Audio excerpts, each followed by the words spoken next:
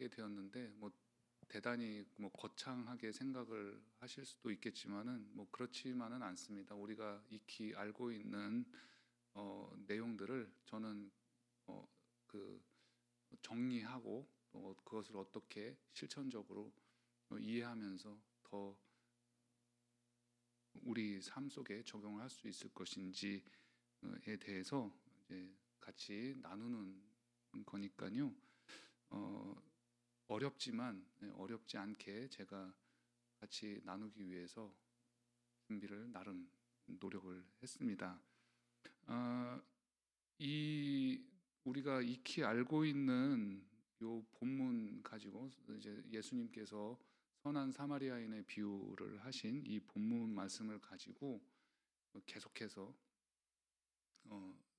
이제 이어 나가도록 할 겁니다. 사실은 이제 학교에서는 요 내용 하나만 가지고 또 한 학기를 충분히 다룰 수 있을 정도의 아주 그 보석과 같은 내용이고 디아코니아 학이라고 했을 때의 그 학문인데요. 여기에서 가장 핵심이 되는 그 본문입니다. 그래서 이제 크게 두 가지 이제 키워드를 가지고 디아코니아를 이해하는 방법이 있고 또 하나는 디아코니아라고 하는 그 단어를 가지고 거기에서 파생하는 여러 가지 이제 그 의미들을 이제 역사적으로나 어떤 신학적으로나 다양하게 이제 살펴보는 방법들이 있습니다. 이제 언젠가는 그 디아코니아가 무엇인지 그 단어를 가지고 그 개념들을 살펴보면서 이해할 수 있는 시간들이 또 있을 텐데요. 당분간은 이 선한 사마리아의 가장 핵심이 되는 이 본문을 가지고 우리가 함께 살펴보도록 하겠습니다. 키워드를 중심으로.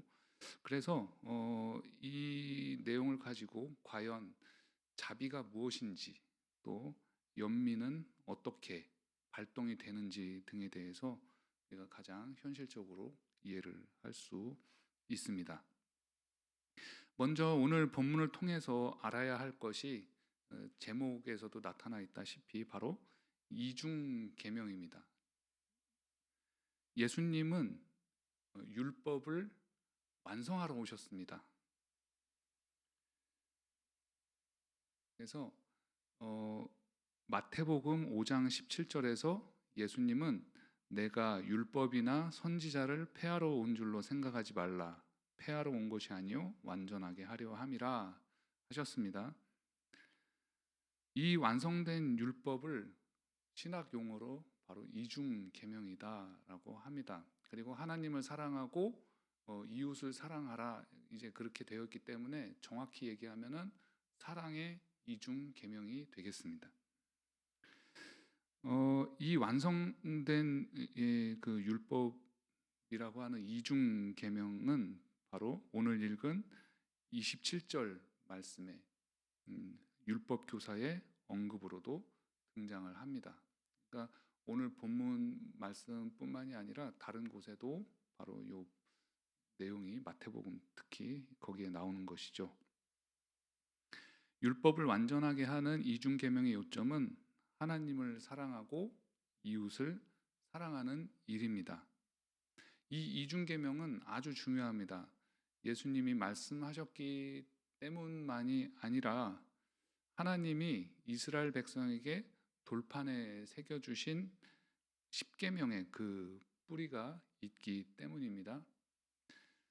예수님이 새로 율법을 만드신 게 아니라 하나님이 주신 계명을 예수님은 정리하시고 또 정립하셨기 때문에 예수님은 율법을 폐하러 오신 게 아니고 완전하게 하려 한다 말씀하신 것입니다. 즉 이중 계명은 성경 전체를 관통하는 신앙인의 마땅한 신앙 및 행동 강령입니다. 이것은 하나님의 명령이자 법도입니다.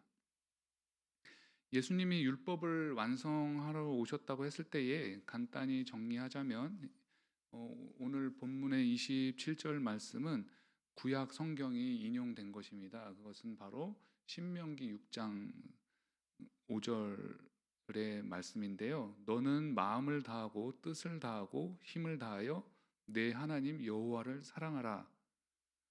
이 신명기 6장 5절의 말씀이 바로 쉐마예요. 이 쉐마는 이제 히브리어인데 이스라엘아 들으라라는 뜻을 가지고 있습니다. 그래서 신명기 6장 4절에 바로 그 내용이 나오죠. 이스라엘아 들으라, 우리 하나님 여호와는 이렇게 말씀 나오지 않습니까? 그 이스라엘아 들으라가 바로 쉐마입니다. 쉐마 이스라엘 이런 것이죠. 그렇게 쉐마하고서는 하나님을 사랑하라고 이스라엘 백성들에게 가르친 것입니다. 이게 사진을 보시면 바로 그 쉐마 이스라엘이 이제 전통으로 이스라엘 백성에게 이제 이어져 내려오는, 역사적으로 이어져 내려오는 것을 알 수가 있는데, 이건 현대의 그 교육 장면이거든요. 그래서 어린 아이들이 가장 처음으로 배우는 기도가 바로 이 쉐마입니다. 그래서 여러분들 여기 간단한 설명을 보시면 알 수가 있으십니다. 어떻게 하는 것인지. 그래서 이 바로 청종하는 교육, 듣는 교육을 이스라엘은 시행하면서 그렇게 하나님을 사랑하라고 자자손손 가르쳐서 민족의 정체성을 이어가고 있습니다. 그러면은 왜 이스라엘아 들으라, 쉐마 이스라엘 하면서 이렇게 듣는 것을 강조하였는가? 기록하고, 그러니까 써서 기록으로 남겨서 읽게 할 수도 있는데 왜 굳이 듣고 외우게 하였는가? 뭐 대단한 게 있는 것 같지만 사실은 바로 그 당시에 그 신명기 6장 4절 5절의 말씀이 있던 시대에는 기록의 시대가 아니기 때문이에요. 그래서 들어서 구전으로 이어져 내려오게끔 되어 있는 것입니다. 그래서 신명기 6장 6절에서 9절 보시면은 이 민족 대대로 이 쉐마의 내용을 이마에다가 새기고 문설주에 표시하면서 바로 이 시청각, 연상 및 암기 교육을 했다라고 보시면 되겠습니다. 이스라엘 백성에게 있어서 이 쉐마가 중요한 이유는 그들이 출애굽하면서 가나안에 입성한 것을 기억해야 되기 때문입니다. 그때의 어떤 그 하나님께서 부어주신 그 은혜와 감격의 그 순간을 이 기억을 해야 되는 것이죠. 시간이 지나면서 사람의 기억은 불완전하기 때문입니다. 하나님이 이 백성들에게, 민족에게 삶의 터전을 마련해 주셨기 때문이에요. 척박하고 황량한 버려진 곳이 아니라 젖과 꿀이 흐르는 땅을 하나님이 허락하셨기 때문입니다.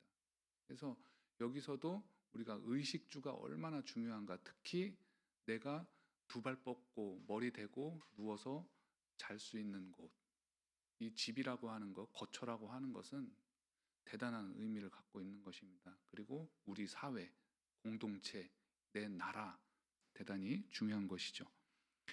이스라엘 민족에게 출애굽은 매우 다양하고 무게가 있는 의미와 교훈입니다. 그들은 출애굽 과정 중에서 바로 그 광야 40년 기간 동안 현장 실천 교육을 받은 거예요. 그 교육은 이스라엘이 하나님의 현존하시고 또 하나님이 어떤 분이신가에 대해서 알게 된 것입니다. 그렇다면은 이스라엘은 과연 광야에서 40년 동안 어떤 하나님을 배웠는가? 이것이 바로 오늘 저와 여러분이 나누게 될 은혜와 교훈이고 본 시리즈의 서막이 되겠습니다.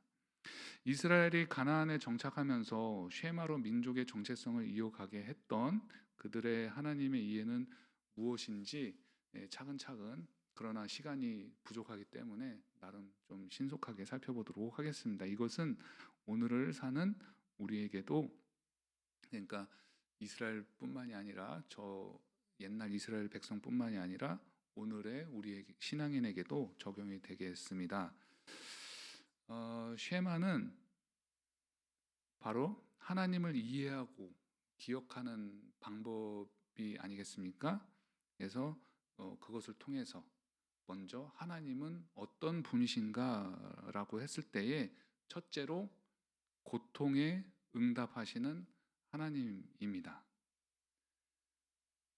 출애굽기 1장 8절에서 14절까지 말씀에는 애굽에서 이스라엘 백성들이 어떤 위치에서 어떠한 대우를 받았는지에 대해 상세하게 기록을 하고 있습니다.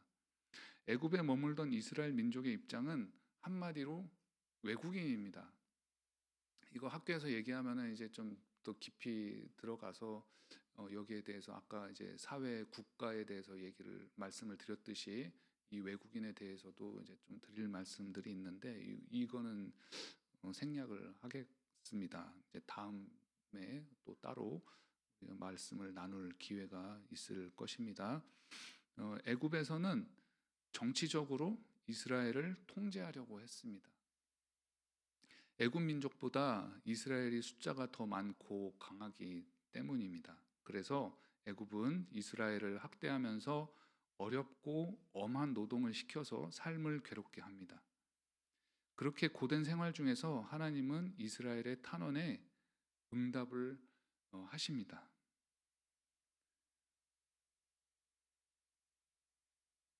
이 출애굽기 2장 23절, 25절 말씀을 이제 잘 보시면은 그 내용이 이제 나오겠고요. 어떤 이제 이스라엘을 좀 좋아하시는 분들은 이스라엘이 굉장히 이스라엘이 아니라 이집트를 굉장히 고대 이집트를 좋아하고 연구하는 분들 중에 어떤 분들은 이집트가 굉장히 복지도 발달을 하고 그리고 이 노예들에 대해서 사실 노예라고 하지만 노예가 아니라 뭐 봉급도 녹봉도 잘 주고 뭐 먹을 것도 풍성하게 이렇게 지급을 해주고 그렇게 했다라고는 그런 이야기들도 있는데 사실 이 성경 말씀 보시면은 전혀 그렇지가 않죠. 이스라엘 백성들이 노예 생활을 하면서 얼마나 고된 삶을 살았는지 이 말씀 구절만 보더라도 우리가 충분히 알 수 있습니다. 자, 이 말씀 구절에서 우리가 알 수 있듯이 이스라엘은 개인의 고통도 있지요. 물론 있습니다. 개인의 고통도 있고 그것이 가족의 고통도 되고 그 공동체의 고통도 되고 하지만은 이거를 큰 맥락으로 봤을 때는 바로 이스라엘 민족은 사회적 고통을 당하고 있었다. 왜? 바로 정치적으로 탄압을 받고 있었기 때문입니다. 사회 구조 때문에 받는 고난이죠. 이게 바로 사회적 고난이에요. 이스라엘이 출애굽을 원하던 이유입니다. 그런데 하나님은 이스라엘이 고통당하자마자 그 즉시로 구출해내지 않습니다. 말씀을 잘 보시면 그러지 않고 어떤 때에 하나님이 그 부르심에 응답을 하시느냐, 사실은 더 정확히 말씀을 드리면 응답을 하셨는데 그 응답을 바로 마술처럼 뿅 하고 이렇게 해 주신 것이 아니라 준비를 하신 거예요.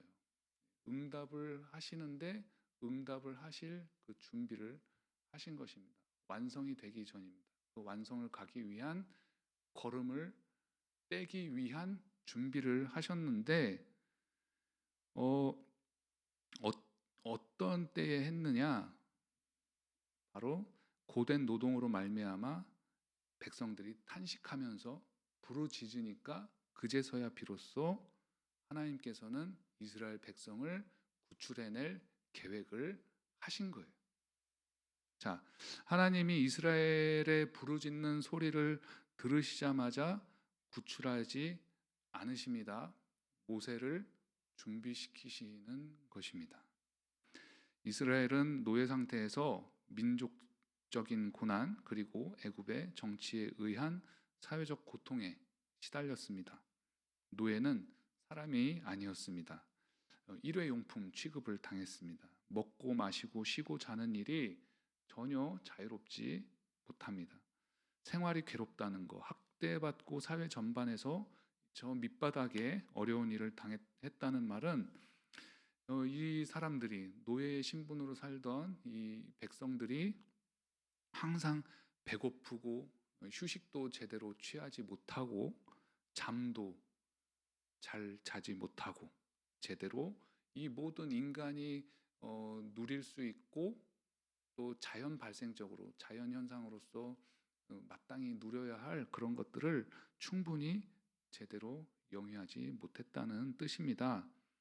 자, 항상 배고프다는 말은 또 영양 공급이 제대로 되지 못했다라는 말씀인데, 제가 이렇게 자세하게 말씀드리는 이유가 있습니다. 뒤에서 말씀을 드리겠습니다. 그런데 나중에 출애굽 과정 중에 백성이 모세를 원망하죠. 그때에 차라리 애굽에 있을 때에 고기도 먹고 떡을 배불리 먹었다고 합니다. 이거는 근거 없는 불평 불만이죠. 이 노예근성이라는 게 바로 여기서 나오는 거예요. 전혀 앞에서 이스라엘 백성들은 애굽에서 그렇게 고통당하고 학대받고 그렇게 살았으면서 광야에서 힘드니까 차라리 그때가 좋았다. 모세를 원망하고 하나님을 원망한, 이게 노예근성인 거예요. 우리 삶에서도 저부터도 그렇지만 잘 돌이켜 보면은 우리가 가지고 있는 노예근성은 무엇인가, 이게 좀 반성하고 회개하는 그런 시간들을 가질 필요가 있습니다. 이것은 거짓말이죠. 애굽에서 배불리 먹었다라는 건 거짓말입니다. 자신들의 낮은 자존감을 드러내는 거예요.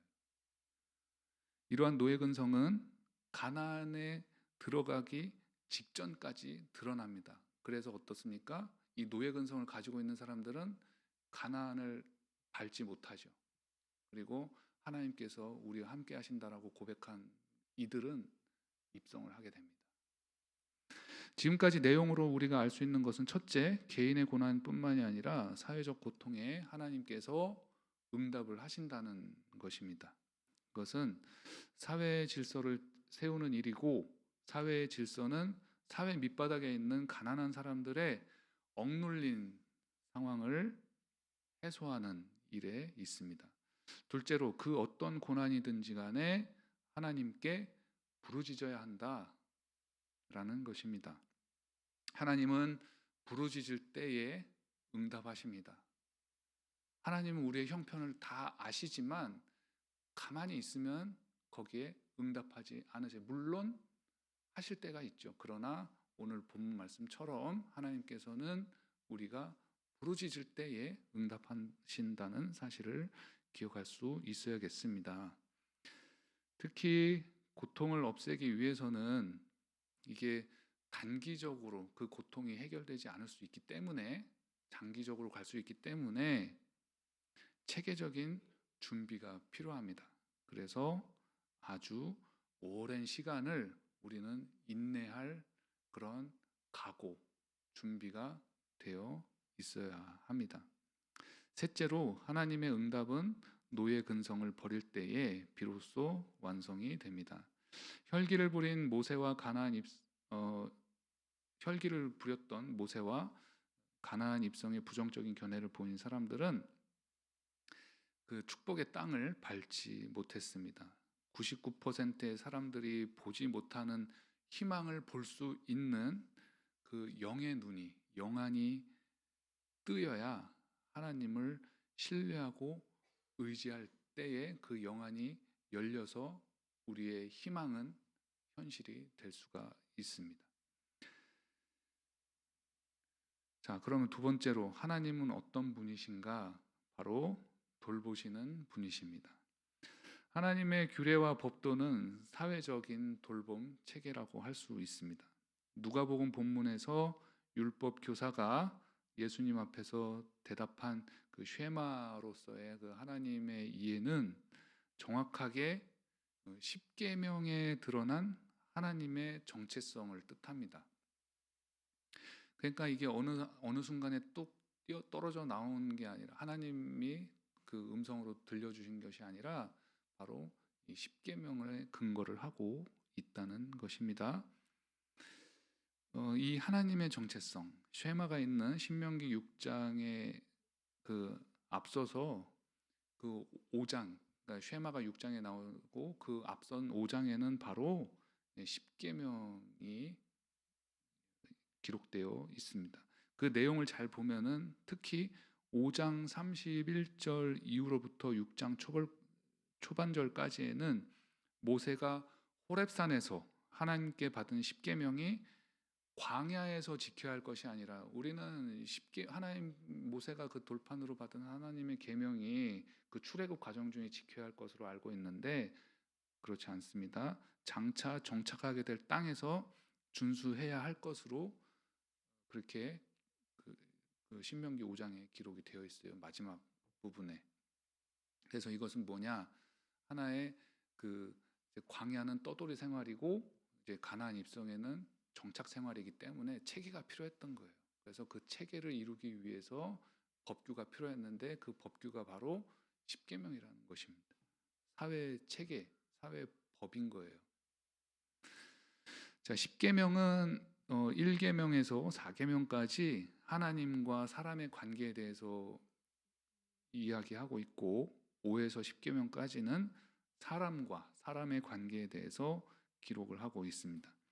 이 모든 것이 바로 하나님 사랑과 이웃 사랑의 계명입니다. 이것은 하나님의 명령이고 규례이고 법도예요. 그렇다고 해서 하나님 사랑과 사람 사랑이 서로 분리되어서 생각할 수 있는 것이 아닙니다. 하나님을 사랑하는 것이 곧 이웃을 사랑하는 것이고, 이웃을 사랑하는 것은 또 바로 하나님을 사랑하는 일입니다. 왜냐하면 출애굽의 여정 동안에 하나님은 전적으로 출애굽 백성들을 지켜서 보호하시고 돌보셨기 때문입니다. 그렇기 때문에 하나님께 제사 드리고 우리가 예배 드리는 이 행위는 하나님에 대한 우리의 사랑을 표현을 하는 것인데, 그것은 출애굽에서 하나님이 보호하시고 돌보신 은혜에 감사드리는 일입니다. 하나님이 굶주리고 연약한 인간을 돌보신 것에 대한 감사는 단지 하나님께만 올려드리는 경배로 끝나지 않습니다. 즉, 예배는 인간을 사랑하신 하나님의 뜻을 우리도 따라서 행하고자 하는 고백이고 다짐의 시간인 것입니다. 그러면 하나님이 출애굽의 여정 동안에 어떻게 지켜 보호하시고 돌보셨는가 우리는 너무 잘 알고 있습니다. 출애굽 기간 동안에 우리가 익히 알고 있는 것이 바로 구름 기둥과 불 기둥이죠. 가장 대표적인 하나님의 보호 및 안전 장치입니다. 그리고 기초 생활을 하나님께서 보장하시기 위한 것이 바로 이 만나와 메추라기인데요. 이것이 바로 하나님의 복지입니다. 하나님의 보편 복지입니다. 모든 이스라엘 출애굽 백성에게 주신 이 보편 복지는 그 저변에 다른 게 아니에요. 바로 연약한 자들을 보호하고자 하는 궁극적인 의도와 목적이 있는 것입니다. 그러니까 누구에게나 적용할 수 있는, 누구에게나 공급하셨던 그 하나님의 복지는 잘 먹고 잘 사는 사람들을 대상으로 해서 그것을 베푸신 것이 아니라 억눌리고 가난하고 배고픈 사람들을 위해서 하나님께서 그렇게 하셨다는 겁니다. 자, 그건 왜 그러냐? 바로 인간 세상은 약육강식의 그 생존 본능을 가지고 있기 때문입니다. 자, 구름 기둥이 있었기 때문에 그 고된 낮 동안의 광야 여정에서 그나마 그 여유를 가질 수가 있습니다. 자, 우리가 이제 구름 기둥, 불 기둥 하면 옆에 이제 오른쪽에 불 기둥처럼 이렇게 솟은 걸로만 우리가 알 수가 있겠는데, 사실은 그 왼쪽에 있는 게 구름 기둥의 모양. 왜냐하면은 낮에 그 태양 얼마나 뜨겁습니까? 그 광야에서 그 그늘을 만들어 주는 것이거든요. 햇볕을 가려줘야 되기 때문에 저 모양이 더 현실에 가깝다고 우리가 이해를 할 수가 있겠는데, 자, 사람의 여유가 어디서 나옵니까? 잘 먹고 잘 쉬고 하는 데에서 여유가 나올 수가 있거든요. 막 삶이 빡빡하면은 여유가 나오지 않습니다. 그래서 하나님께서는 바로 여유를 주신 거예요. 사람이 스트레스를 받게 되면은 그것을 해소하려고 합니다. 어떻게 해소를 하냐? 쉽게 해소할 수 있는 방법이 뭡니까? 강한 사람이 약한 사람을 괴롭히는 거예요. 광야에서의 스트레스는 자신보다 약한 존재에 대한 학대와 괴롭힘으로 나타날 수밖에 없습니다. 먼저 하나님을 원망하면서 요구했던 것들이 충족되지 않았다면은, 자, 백성들이 모세에 대해서 하나님을 원망하고 모세를 원망하고 리더십을 이제 원망을 합니다. 만약에 거기서 모세가 하나님을 힘입어서 그러한 것들을 해결해 주지 않았다면 강한 자가 약한 자를 괴롭히는 일들로 그 광야 출애굽 백성들 그 공동체 사회에서는 굉장히 혼란이 컸을 것입니다. 또 불기둥은 밤을 지내는 동안에 추위로부터 보호를 받습니다. 이 광야 또 사막은 더하겠지만 이 낮과 밤의 일교차가 대단히 크죠. 그래서 불기둥을 통해서 바로 추위로부터 보호를 받을 수 있는데, 하지만 이 못지않게 중요한 것이 바로 맹수의 위협으로부터 안전하다는 것입니다. 하나님이 이토록 섬세하게 인간을 사랑하십니다. 이스라엘 백성이 만나와 메추라기에 불만을 가졌지만 만나는 또 그냥 이 한 끼 해결하는 정도가 아니라 단맛을 내기 때문에 그 체력 보호에 좋은 거예요. 등산할 때 어떻습니까? 우리가 쪼꼬바 같은 단 것들을 이제 챙겨가지 않습니까?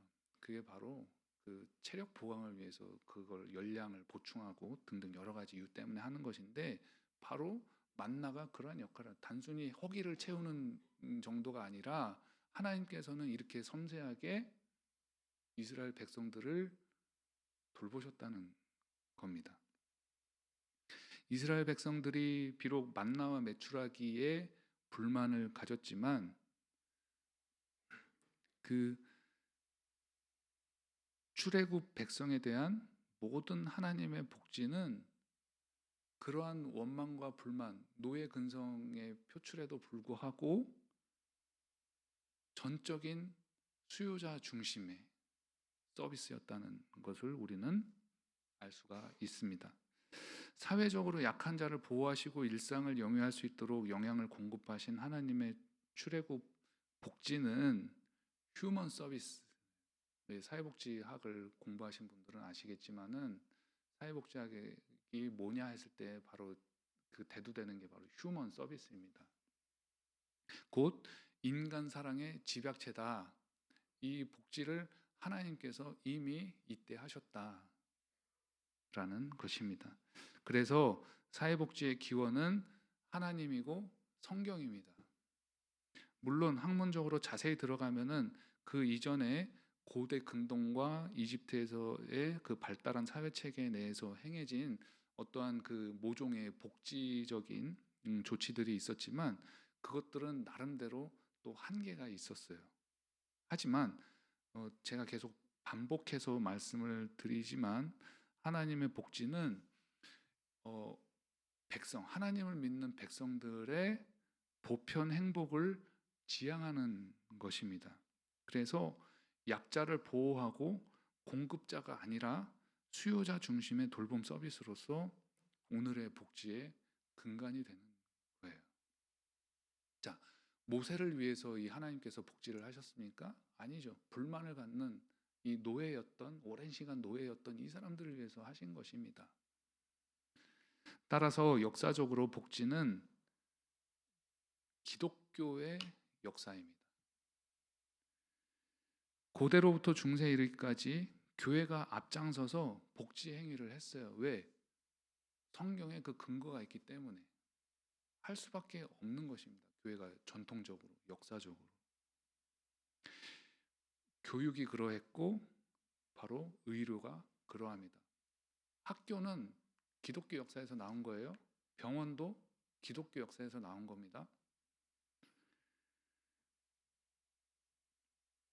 현대 사회복지의 역사도 마찬가지입니다.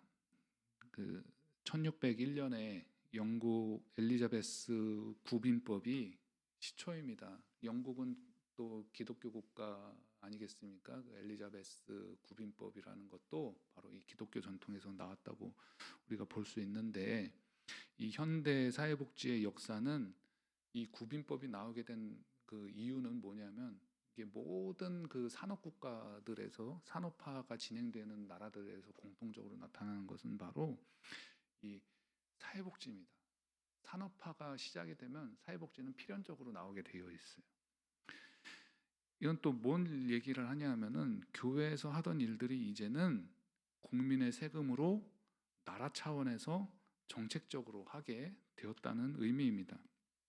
사회 문제를 해결하기 위해서 교회가 했던 일을 공공의 영역으로 그 담당자와 그 책임자가 이렇게 이양이 된 것이고요. 하지만 독일의 경우는 영국과는 이제 사뭇 다릅니다. 독일은 엘리자베스 여왕에 의해서, 국가에 의해서 그게 이제 시행이 됐다라고 한다면, 독일 현대 사회복지의 시작은 바로 이 디아코니아인데 교회에서 주도한 것입니다. 국가가 아니라 교회에서 시작이 되었다라는 것입니다. 그것이 나중에 교회에서 시작된 것이 나중에 국가로, 즉 비스마르크 헌법 제정에 영향을 끼치게 되고, 비록 비스마르크 헌법은 당시에 실패를 하지만은, 이 실패했다고 해서 모든 것을 폐기하고 버리는 것이 아니라 이후에 1960년대서부터 독일이 복지국가로 탈바꿈하게 되면서 그것들을 구체화하고 새롭게 정비하면서 발전을 하게 됩니다. 그래서 그 1960년 이후서부터 독일이 복지국가가 되는데, 지금까지 이렇게 굉장히 모범 국가로 이렇게 발전을 하게 된 것입니다. 여기에 배경에는 바로 교회가 있었다라는 것입니다. 제가 이렇게 좀 나름 길고 지루하지만 간략하게, 저로서는 이제 간략하게 사회복지의 역사를 말씀드린 이유는, 우리나라 일각에서는 이 사회복지를 굉장히 오해하고 있기 때문입니다. 그 첫 번째는 이렇습니다. 오늘의 사회복지는 정치 철학의 측면에서나 사회 정책의 측면에서나 모두가 다 국가의 책임이에요. 그렇기 때문에 조세징, 세금을 거두어 드리는 것이 반드시 수반이 됩니다. 조세징수는 필수인 거예요.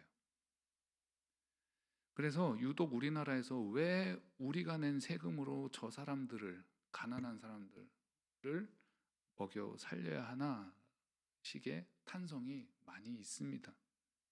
자, 이거를 좀 다른 시각으로, 거시적으로 한번 보도록 하겠습니다. 기업이 S기업, L기업, 여러 기업들이, 우리나라에 세계적인 기업들이 있지 않겠습니까? 기업이 세금을 감면받아요. 누구에게 좋은 것입니까? 우리에게 좋은 것입니까? 기업이 잘 돼야 나라가 잘 되고, 그래야 국민이 잘 산다는 논리는 정말 옳은 것입니까? 나라가 가난할 때에 기업이 수출로 외화를 벌어들이던 그때에 하와이로, 독일로 많은 국민들이 나가서 국가를 위해서 희생하던 그 시절에는 어쩔 수 없었다 치더라도, 그 시절에 그 기업을 부양하는 기업 부양책이 어쩔 수 없는 조치였다고 하더라도, 지금은 사정이 많이 달라졌습니다.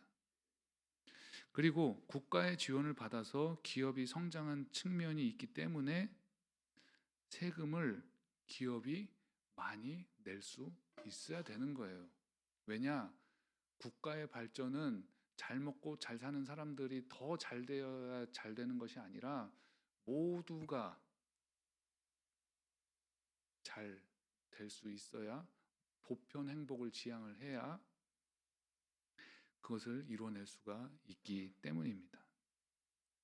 자, 그러면 기업이 세금을 많이 낼 수 있어야 할 텐데 그 기업이 왜 우리 회사가 경영을 잘해서 얻은 수입을 가지고 그 많은 세금을 내야 하느냐라고 한다면 여러분은 그거를 그대로 수긍하실 수 있으시겠습니까?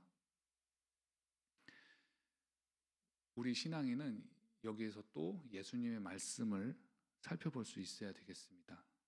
예수님은 국가 제도가 비록 불이하다고 하더라도 세금을 내라고 했습니다. 아까 말씀드렸듯이 하나님은 약자를 보호하시기 위해서 복지를 하셨습니다. 하나님의 정의가 우상을 섬기는 등의 불의를 심판하시는 것이라고 했을 때에 그것은 모두 사람을 사랑하는 일과 거리가 멀기 때문에 그렇습니다. 자, 하나님의 정의, 이 하나님의 정의도 잠깐 따로 우리가 나중에 자세하게 살펴볼 시간이 있겠습니다만은 잠깐 우리가 알고 간략하게라도 알고 넘어가야 될 것은 하나님의 정의, 하나님이 불의를 심판하신다고 했을 때 그것은 우리가 생각하는 우리 민족이 그 정의라고 생각하는 그것과는 거리가 있어요. 다소 거리가 있습니다. 우리는 민주화 시대를 거쳤습니다. 투쟁과 어떤 그런 과정을 거쳤습니다. 그래서 정의라고 하면은 막 그런 걸 생각하기가 쉬운데 하나님의 정의라고 하는 것은 바로 가난한 자들을 돌보는 것가 바로 하나님의 정의예요. 성경에 나오는 하나님의 정의는 모두가 다 가난한 사람들을 억압하고 학대하는 것을 없애는 것에 있습니다. 그러면 거꾸로 불의는 뭐냐? 바로 이러한 사람들을, 약한 사람들을 괴롭히고 학대하는 것이죠. 그래서 이 우상이 불의라고 하는, 하나님께서 우상을 미워하시고 한다는 것은 이 바알신, 아세라 등등 하는 이 우상신들이 바로 왜 그렇습니까? 이 우상신들은 이 모두가 잘 살고 모두가 이 인간답게 살고 하나님의 형상으로서 잘 되고 잘 살게 하는 게 있는 게 아니라 가진 사람이, 힘 있는 사람이 더 뺏고 내가 잘 되기 위한 것이기 때문에 그런 거예요. 그래서 하나님이 우상을 미워하시는 것입니다. 유일신이기도 하지만 그런 또 저간의 구체적인 이유들이 있는 거예요. 이렇게 우상은 풍요, 다산, 파괴 등의 이제 심볼이 되겠는데 재화는 한정되어 있지만 그 풍요를 누리기 위해서는 빼앗고 파괴해야 되기 때문에 그래서 우리는 적어도 우리 신앙인은 우리가 낸 세금으로 나라와 정부가 약한 사람들을 돌보는 일에 비판을 가해서는 안 된다라는 말씀으로 이제 정리를 좀 급하게 마무리를 짓습니다.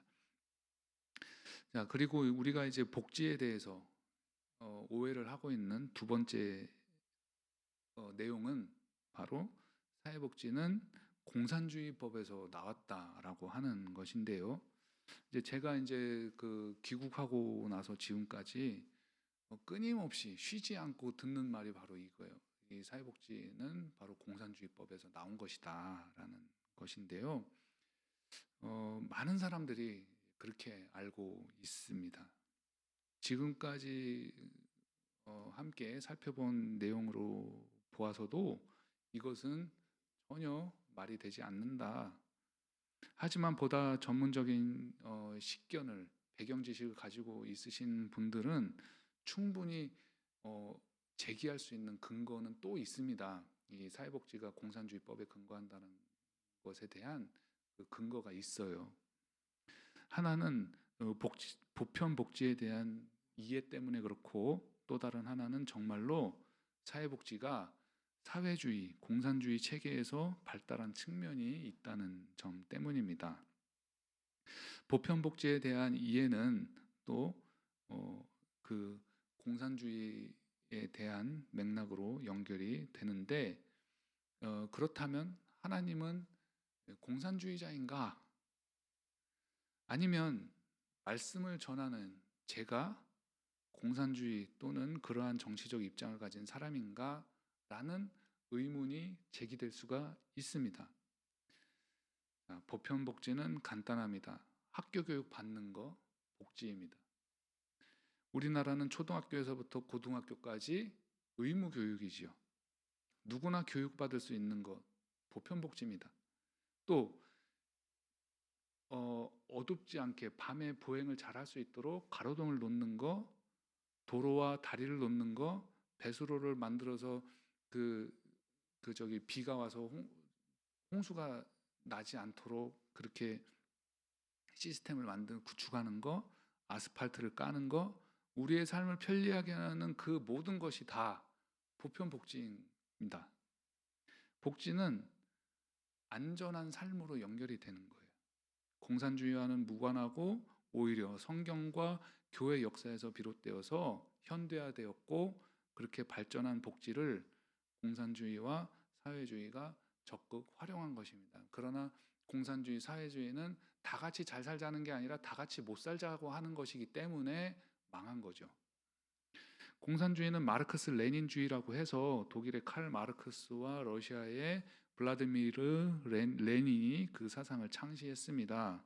마르크스는 유물론을 주장한 헤겔 좌파예요. 마르크스 사상의 근원은 헤겔 철학에 있습니다. 하지만 다시 말씀드리면 헤겔 우파가 있고 헤겔 좌파가 있기 때문에 헤겔이 공산주의 이론을 펼친 것은 아닙니다. 헤겔은 그 철학 사상에서 오히려 복지를 시대 정신에 맞게 논리적으로 전개했고 그 바탕에는 기독교 사상이 흐르고 있습니다. 그런 헤겔의 사상을 급진적인 헤겔 좌파 중에 한 명인 마르크스가 유물론을 내세워서 공산주의 사상을 발전시킨 것이죠. 이론은 대략 그렇고 실제로 공산주의 및 사회주의 체제에서 복지는 강화되었습니다. 분단 독일 당시에 서독은 자본주의 진영이었고 동독은 공산주의였습니다.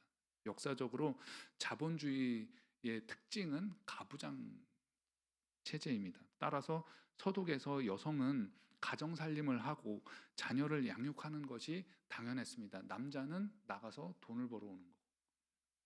자, 그러면 반대로 동독은 공산주의였기 때문에 개인이 없습니다. 개인은 국가를 위해서 존재하는 거예요. 그리고 남녀가 평등합니다. 요약하면 모든 인민은 국가의 통제하에 동일하게 노동을 해야 됩니다. 남자 여자 차별이 없어요. 그러면은 이것은 뭘 의미하느냐? 여성은 가정 살림을 할 수가 없으니 국가를 위해서 일하면 노동을 통해서 헌신을 해야 하기 때문에 그 말은 거꾸로 나라가 가정의 역할을 하고 나라가 그 여성이 할 수 없는 그 일을 대신해 준다라는 개념이 도입이 된 거예요. 그래서 어린이집, 유치원이 발달합니다. 유치원은 공산주의 체제가 등장하기 이전에 독일에서 프레벨이 이제 만들어낸 거거든요. 1800년대에. 그러나 이것을 공산주의에서 적극 활용을 한 겁니다. 그래서 사유재산이 없기 때문에 국가가 의식주, 보건, 의료 등의 삶의 전반을 책임집니다. 그렇게 사회복지에 대한 오해 내지 곡해가 생기게 된 거예요. 사실 이러한 견해는 정치적으로 오염되어서 혹세무민하는 일이기 때문에 대단히 저급한 생각입니다. 현대 사회에서 복지는 정책에 의해서 프로그램으로 가동이 됩니다. 그렇기 때문에 복지는 정치입니다. 정치이지만 이 복지는 정치적이어서는 안 돼요. 그러니까 정치적으로 이용당해서는 안 되는 겁니다. 복지가 공산주의에서 비롯되었다라는 그 생각이 그 중에 하나거든요. 구체적으로 말씀을 드리면 복지에 대해서 반대 입장을 가진다고 해서 가볍게 정치이대의 올로기로 거짓 선동해서는 안 됩니다. 하나님이 사람을 창조하실 때에 보편 행복을 추구하도록 복지를 베푸셨습니다. 인간에게 모든 것을 허락하시고 또 다스리게 하시고, 그 다스리게 하셨다는 얘기는 모든 자연 생물들과 공존하게 하신 거죠. 이 사람보다는 연약한 존재이기 때문에 잘 관리하게끔 하신 것입니다. 다만 동산 중앙에 있는 과실만 허락하지 않으신 것입니다. 이 하나님이 이렇게 복지를 하신 거예요. 또 신라권 이후로 하나님은 때와 상황에 맞도록 아까 우리가 출애굽에서 살펴본 것처럼 그렇게 은혜를 베푸셨습니다. 하나님은 가난하고 약한 사람들을 보호하시기 위해서 불의를 용납하지 않으셨습니다. 나그네와 고아와 과부를 압제하는 그것은 바로 불의한 일입니다. 하나님이 진노의 하나님이다, 질투하시는 하나님이다 하는 그 모든 것들은 바로 다 하나님을 사랑하지 않았을 때의 그런 하나님의 속성을 우리가 얘기하지 않습니까? 하나님의 속성은 바로 사랑의 하나님, 자비의 하나님이기 때문에, 또 구약 성경 전체를 여러분들이 잘 묵상을 하시면은 바로 그 맥락 전체에 이 인간 사랑이 포진해 있다라는 것을 알 수가 있어요. 그 인간 사랑은 바로 가난한 사람들, 약한 사람들, 과부, 고아, 나그네, 장애인 등등.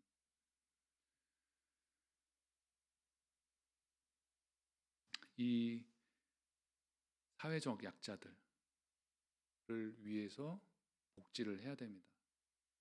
이 사회적 약자들을 위한 것은 하나님의 말씀에 의하면 곧 우리 모두를 위한 이것이 바로 하나님의 명령이고 규례이며 법도입니다. 말씀을 정리하겠습니다. 쉐마로는 완전하지 않습니다. 하나님을 사랑하라 라는 것만으로는 완전하지가 않습니다. 오늘 본문에서 예수님은 율법을 완전하게 하러 오셨다고 하셨는데, 그 말씀이 무슨 뜻이냐면 바로 쉐마로는 완전하지 않다는 의미입니다. 하나님을 사랑해야 하는 것을 기억하고 여기에 집중해야 하되, 하나님의 형상으로 창조된 이웃 또한 사랑해야, 그래야지만이 바로 율법이 완성된다라는 것입니다. 오늘 본문에서 율법 교사를 비롯한 이스라엘 민족은 교리적으로 하나님의 사랑을 잘 표현을 했지만, 이것은 말 그대로 형식을 너무 중요시한 나머지 현실적이고 실제적으로 중요한 것들을 놓치고 말았습니다. 탁상공론이 된 거예요. 이 사실은 예수님이 오늘 누가복음 본문을 통해서 강도 만난 사람을 지나친 제사장과 레위인에 비유한 것에서 드러납니다. 어떻게 보면 오늘을 사는 우리 신앙인들이 예수님 당시에 율법 교사를 비롯한 이스라엘과 다르지 않습니다. 지금까지 우리가 알고 있던 하나님에 대한 이해를 보다 민감하고 또 구체적으로 할 수 있어야겠습니다. 즉, 엄격하신 하나님, 전능하신 하나님, 다스리신 하나님, 우러러 경배해야 하는 하나님 등의 이 수직적인 관계의 이해를 우리는 뛰어넘을 수 있어야 합니다. 또한 하나님을 아는 것도 이제는 주입식 교육이 아니고 체험 교육이 되어야 합니다. 여기에 대해서는 다음 시간에 구체적으로 알아보겠습니다. 오늘 말씀을 마지막으로 또 요약을 하겠습니다. 일상에서 어떠하든지 우리를 돌보시고 은혜와 축복을 베푸시는 하나님을 더욱 사모하고 사랑하는 저와 여러분 될 수 있기를 주님의 이름으로 축원합니다. 기도하시겠습니다. 우리의 고통을 무시하지 않으시고 사랑으로 돌보시는 하나님을 날마다 순간마다 만나고 증거하게 하옵소서. 예수님의 이름으로 기도드립니다. 아멘. 우리 이 시간 다 함께 합심하여 기도하시겠습니다. 세 가지를 놓고 기도할 텐데요. 먼저 우리의 고통에 응답하시고 돌보시는 하나님을 기뻐하고 기억하고 가르치기를 기도합니다. 둘째로 부활의 기쁨과 소망이 우리의 삶 속에 가득하기를 기도합니다. 셋째로 더욱 든든히 서가는 교회, 특히 이제 목사님과 당회, 장로님, 또 안수 집사님, 권사님들, 또 모든 교회 구성원들 기억하고 또 이렇게 힘내실 수 있도록 또 성도 간에 서로 사랑하면서 돌보아 지역 사회의 본이 되는, 또 우리 이제 그 멀리 해외 선교지와도 관계를 하고 있는 그런 것까지 기도하시면서 우리가 더욱더 따뜻한 교회 되기를 다 함께 기도하시겠습니다. 설명의 음하신 하나님 감사합니다. 우리는 함께 해주시옵시고 도와주시옵시고 하나님을 사모하면서 우리 국민정 죄송을 도와주시옵소서. 은혜를 기억합니다. 하나님 부활의 기쁨과 소망을 가지고 살아가게 해 주시옵시고 더욱 든든히 서가는 교회 성도 간에 서로 사랑하며 돌보며 지역사회의 본이 되는 따뜻한 교회가 되게 하여 주시옵소서. 하나님 감사합니다. 주님 도와주시옵소서. 하나님 함께 하여 주시옵소서. 우리가 가르치는 교회, 하나님께 함께하는 교회, 아버지 저와 도우시옵소서. 하나님 감사합니다.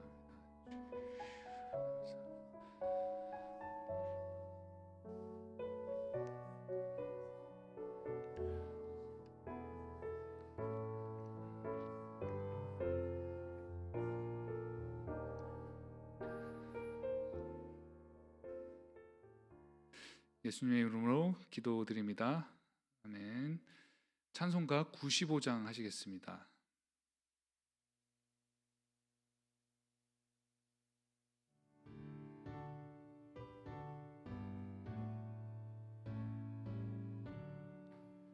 나의 기쁨 나의 소망 되시며 나의 생명이 되신 주 밤낮 불러서 찬송을 드려도 늘 하신 마음뿐일세.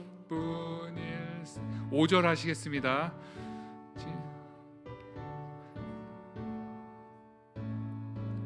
5절 나의 진정 사모하는 예수님 음성조차도 반갑고 나의 생명과 나의 참 소망은 오직 주 예수 뿐일세. 아멘. 지금은 우리 주님 예수 그리스도의 은혜와 하나님의 지극한 사랑하심과 성령님의 감화감동 교제 교통 섬기시는 역사가 충만한 은혜와 사랑으로 돌보시는 하나님을 대대로 기억하도록 가르치며 하나님을 더욱 사랑하고자 하는 주의 자녀